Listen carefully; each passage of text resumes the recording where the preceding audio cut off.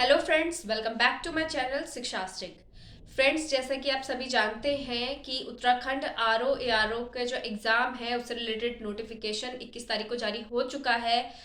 23 जनवरी 2022 जो है वो आपकी एग्ज़ाम डेट बताई गई है। इससे रिलेटेड शॉर्ट वीडियोस जो है वो भी मैंने कल अपलोड की थी और उसमें मैंने ये भी कहा था कि लास्ट मोमेंट पे, क्योंकि आपके अभी काफ़ी कम दिन बच चुके हैं एग्ज़ाम के लिए, तो आप कैसे खुद को प्रिपेयर करें उससे रिलेटेड मैं आपको एक बताऊंगी, एक वीडियो में बताऊंगी। तो वही वीडियो मैं आज आपके सामने लेकर आई हूँ।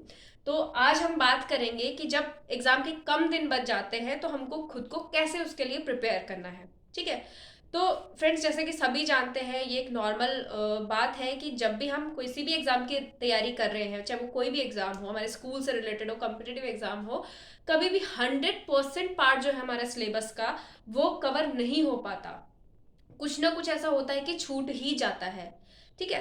तो उस समय क्या होना है, हमें पैनिक नहीं होना है। लास्ट मोमेंट तक भी सबसे पहले तो क्या है कि अपने माइंड को हमें इतना तैयार करना है कि अगर 70% ऑफ पार्ट भी हमारा रेडी है तो उसमें भी हमें क्या अपने आप को प्रिपेयर करना है कि हमारा काफ़ी हद तक तैयार हो चुका है, क्योंकि कुछ ना आने से कुछ आना बहुत बड़ी बात होती है। ठीक है। तो खुद का जो कॉन्फिडेंस लेवल है वो हमेशा अपना बना के रखें। अगर आप पैनिक होंगे लास्ट मोमेंट पे तो जो चीज़ें आपके आती है उसमें भी आप गलती कर बैठते हैं, तो वो चीज़ें नहीं करनी है। ठीक है। तो 70 से 80% पार्ट भी अगर आपका रेडी है तो वो काफ़ी हद तक आपका प्रिपेयर्ड पार्ट, अगर प्रिपेयर्ड है, प्रिपेयर्ड का मतलब है यहाँ पर कि आपको अगर उस पार्ट में से कुछ क्वेश्चंस आता है तो आप इसको इजीली टैकल कर सकते हैं। That is called prepared part. ऐसे नहीं कि आपने सिर्फ रीडिंग करी है एक एक बार, नहीं, वो प्रिपेयर्ड पार्ट में नहीं आता है। ठीक है। तो सबसे पहले तो आपको क्या करना है, अपना सिलेबस सिलेबस का जो पार्ट है उसमें से देखिए कि कितना परसेंट हमारा तैयार हो चुका है। ठीक है। तो अगर हम सिलेबस की बात करें आरओ ए आरओ की, तो उसमें आपका जीएस आने वाला है जो जनरल साइंस है, करंट अफेयर्स आएंगे, आपके नेशनल इंटरनेशनल हिस्ट्री आएगी, वर्ल्ड एंड जो आपकी इंडियन हिस्ट्री है, ज्योग्राफी आएगी, ज्योग्राफी इंडियन और जो वर्ल्ड ज्योग्राफी है आपकी उससे क्वेश्चंस आएंगे, लीगल ग्लॉसरी आएगी, आपकी लीगल हिस्ट्री आएगी, नॉलेज ऑफ उत्तराखंड में आपका जो उत्तराखंड की हिस्ट्री है, ज्योग्राफी है एंड जो पॉलिटी वाला पार्ट है। ठीक है। तो ये सारी चीज़ें आपकी नॉलेज ऑफ उत्तराखंड में आने वाला है। फिर है कॉन्स्टिट्यूशन ऑफ इंडिया, भारत का जो संविधान है उससे भी आपके क्वेश्चंस आएंगे। एंड लास्ट टॉपिक इसमें computer science and its application. ठीक है। तो ये आपका जो आरओ ए आरओ का प्रीलिम्स वाला एग्जाम है उसका ये पार्ट है। अब बात करते हैं कि कितना पार्ट रेडी हो गया है, उसमें से उसको और अच्छे से हम कैसे कर सकते हैं, और जो छूट गया पार्ट है उसका हम क्या करेंगे। ठीक है। तो उसके बारे में बात करेंगे। तो ये कुछ की पॉइंट्स है जो मैं पर्सनली यूज़ करती हूँ और मैंने किए भी हैं अपने एग्ज़ाम में। तो पर्सनल एक्सपीरियंस ही मैं आपके साथ आज शेयर करने वाली हूँ। ठीक है। तो मैंने खुद कैसे प्रिपरेशन करी, उसमें मैंने क्या क्या चीज़ें जो है मेन रखी, वही मैं आपके सामने रखूंगी। तो सबसे पहले तो है कि जितना पार्ट हमारा हो चुका है, रिवीजन ऑफ दैट पार्ट। तो रिवीजन सबसे इंपॉर्टेंट पार्ट होता है, क्योंकि अगर हम रिवीजन नहीं कर रहे हैं और आगे हम नया पढ़ते जा रहे हैं तो उसका कोई मतलब नहीं होता है, क्योंकि हम पीछे का सारा भूल रहे हैं। तो जितना पढ़ा है उस पार्ट को अपना पक्का करना, मतलब रिवाइज करना, ताकि उससे कोई क्वेश्चन आ जाए तो आप उसको ईजिली हैंडल कर सकते हैं। ठीक है। फिर है सेल्फ टेस्ट। सेल्फ टेस्ट मतलब रिवीजन के दौरान अपना टेस्ट लीजिए, मतलब आपने पहली लाइन पढ़ी और उसके बाद आप ध्यान कीजिए कि इसके बाद अगला क्या, हमने क्या टॉपिक पढ़ा था। तो सबसे पहले तो टॉपिक्स का आप सेल्फ टेस्ट ले लीजिए कि अच्छा हाँ, उस टॉपिक में ये था, ये बात हुई थी, इस तरीके से कहा गया था। जैसे आप हिस्ट्री भी पढ़ते हैं या आप ज्योग्राफी का पार्ट पढ़ते हैं तो कोई एक क्षेत्र के बारे में आपने पढ़ा, अगर आपने नदी के तंत्र के बारे में पढ़ा उसके बारे में, या फिर आपने जो पर्वत श्रेणियां हैं उनके बारे में पढ़ा, या जो भी आपने ज्योग्राफी में जो जो चीज़ें पढ़ी उससे रिलेटेड, तो उन टॉपिक्स को अपने माइंड में याद करना, तो वो सेल्फ टेस्ट। ठीक है। चलते फिरते वो चीज़ें आपको करनी है। फिर है स्टोरी मेकिंग। तो स्टोरी मेकिंग में आप क्या करेंगे कि जो चीज़ आपको याद नहीं हो रहा है, आप सेल्फ टेस्ट ले रहे हैं लेकिन कुछ चीज़ आपको याद नहीं हो रही, तो उसका आप क्या करेंगे, उसके लिए आप स्टोरी बनाइए। स्टोरी जब आप बनाते हैं तो चीज़ें आपको याद रहती हैं। अगर आपको स्टोरी नहीं भी याद और उससे रिलेटेड क्वेश्चन आ जाता है तो आपका वहाँ पे क्या होता है, उसको अच्छा मैं ये स्टोरी बनाने की कोशिश कर रहा था, ये वर्ड होगा। ठीक है। तो ये चीज़ स्टोरी मेकिंग ज़रूर कीजिए। और स्टोरी मेकिंग मतलब मेरा, अगर आपने चैनल नहीं देखा है तो आप वहाँ पे कुछ वीडियोस देख सकते हैं जहाँ पर मैंने कुछ कुछ की पॉइंट्स याद कराने के लिए, आप कैसे याद करेंगे, वहाँ पे एक स्टोरी टाइप की बनाई है। ठीक है। तो वो आप देख सकते हैं। फिर है रिलेट थिंग्स। जब भी आप कुछ चीज़ पढ़ रहे हैं, जैसे आप हिस्ट्री पढ़ रहे हैं, हिस्ट्री में डेट्स होती हैं काफ़ी, तो हम याद करना थोड़ा मुश्किल हो जाता है।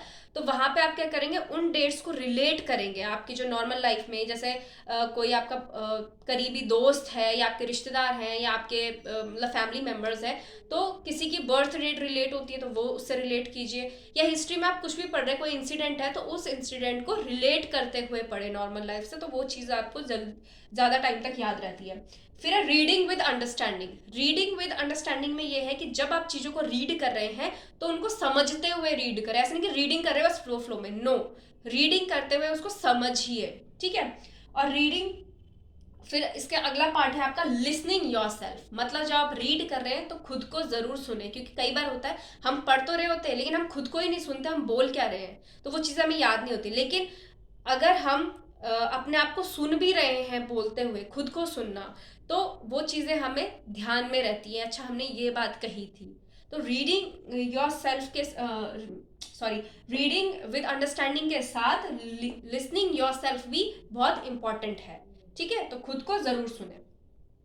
फिर लिसनिंग योर सेल्फ में एक पार्ट और आ जाता है कि जब आप रीड कर रहे हैं चीज़ों को, जैसे जितना पार्ट आपका रेडी हो चुका है, हो चुका है, जो पार्ट बच गया है उसके लिए मैं ये चीज़ आपको भी बता रही हूँ लास्ट मोमेंट पे, कि जो पार्ट आपका रह चुका है उसमें आप क्या करेंगे, आप जब रीडिंग कर रहे हैं खुद को तो आप सुन ही रहे हैं, लेकिन उसके साथ साथ आप रिकॉर्ड कर सकते हैं अपनी वॉइस, मतलब आप जोर जोर से पढ़ें उस चीज़ को।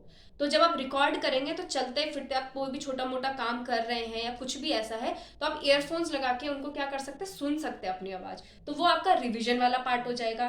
तो जैसे आपको गाने याद होते हैं ना कि इस लिरिक के बाद ये वाली लिरिक है, तो वैसे ही आपको उस पार्ट की अगला पार्ट ज़रूर याद आएगा, ठीक है। तो लिसनिंग योर सेल्फ में दो चीज़ें हो गई, बोलते हुए खुद को सुनना, प्लस अपना जो भी आप बोल रहे हैं, ठीक है, पढ़ते टाइम जो भी बात बोल रहे हैं वहाँ पर उसको रिकॉर्ड करना, ताकि आप बाद में किसी फ्री टाइम में या आप अरेस्ट मोड पे भी है तो आप उसको क्या कर सकते हैं, सुन सकते हैं, ठीक है। फिर है आपका last and the most important part, PYQs, previous year जो क्वेश्चंस हैं आपके उनको सॉल्व करना, क्योंकि काफ़ी सारे क्वेश्चंस ऐसे हैं जो घुमा फिरा के दोबारा पूछे जाते हैं, ठीक है, या किसी भी तरीके से, या कोई ऑप्शन उसमें रहा होगा तो ऑप्शन उठा के उसका क्वेश्चन बना दिया। इस तरीके से आप प्रीवियस ईयर अगर क्वेश्चन पेपर सॉल्व करते हैं और उसमें कोई मिस्टेक हो जाती है तो वो फैक्ट आपको लंबे समय तक याद रहता है, ठीक है। तो गलतियों से ही इंसान सीखता है, तो क्वेश्चन पेपर्स सॉल्व जरूर कीजिए। ये मत सोचिए कि बस मुझे पढ़ना ही है, वो एक स्मार्ट स्टडी का पार्ट नहीं होता है।